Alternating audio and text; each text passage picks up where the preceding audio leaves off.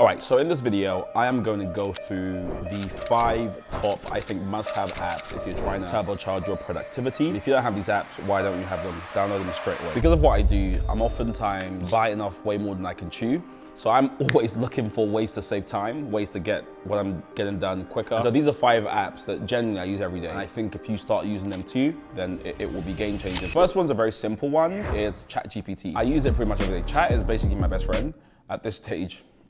Only joking, I have actual friends. Chat is amazing, and it's one of the apps I use every single day. I mean, a lot of people obviously just write prompts and whatever, but I try to coach it as much as I possibly can so it understands my context. So I will go to like the settings, I will change its core identity marker. What I actually did was go on YouTube one time and type in how to customize ChatGPT as much as possible.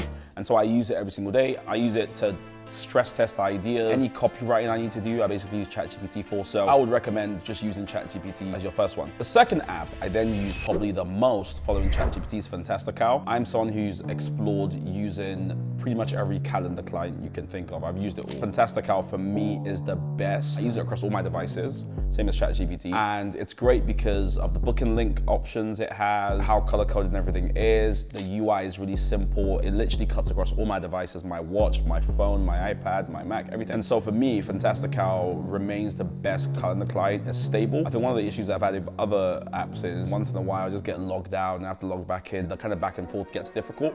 But for me, it's always there, my Fantastical. When people book meetings in, I can approve them. It lands then in my inbox. It's the best app I use for managing my calendar. The third one is kind of connected to Fantastical in that I always have them next to each other. Motion were hounding me with their advertising for like a year and a half. And I would always ignore it, like I don't need an AI assistant to do work, like it's okay. However, Motion has been game changing. It's been game changing because there is a steep learning curve. You kind of have to invest a lot of time up front to just understand the UI. It's a bit clunky. However, what it does is once you log all your tasks in, it automatically adjusts them when you don't get things done. So one of the problems I used to have when I used to use like another app called Todoist is I would note down all my tasks and then I would just always be shifting them every day when I don't get things complete. And so what would happen is there'll be tasks that are basically sitting on my to-do list for a very long time. What I need isn't just like a list. I need to find a way to prioritize and move things around. So basically what happens is you would start by putting a task in,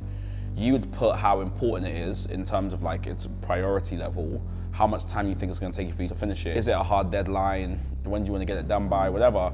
And then you just mark things that you've done. Basically time block, you kind of tick done when you're done and it will rejig and reconfigure your week and your tasks based on what you've done so far. And I've got to a stage where I'm actually tired of like lingering tasks. So it's the one way that's really helped me, or the one thing that's really helped me actually like get things done. Number 4, which rhymes with Motion, is Notion. I don't need to promote Notion. I think everyone must know it by now, but if you don't, Notion's kind of like a note-taking / project management sort of platform. I kind of call it my second brain. A lot of things I think go on there. Articles I'm writing or just ideas or just general notes, they go straight onto Notion. And so over the years, I've kind of built up a whole library of just things I think, what I believe about things, all on there. But also it's a great way to manage my team. So it's my project management software of choice. And why I like it is because it's really easy to start a page or start a project. It's very intuitive and you can invite other people in to kind of work on the same project. So across all the organizations I run, we use Notion.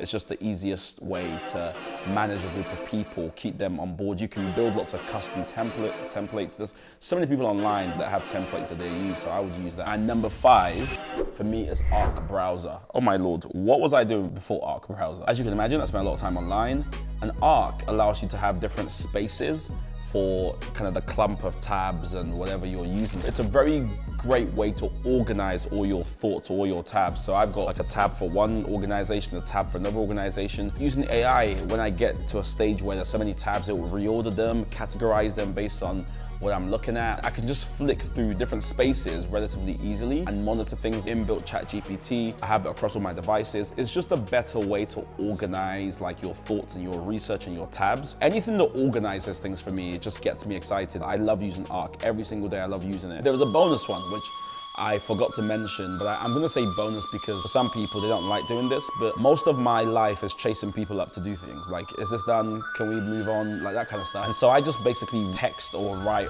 all the time. So Whisper Flow has been a game-changing app that's made for me my work just much easier. It's an AI diction app where you basically hold a button, you can set a custom key, then you speak into your mic and then it will turn it into text.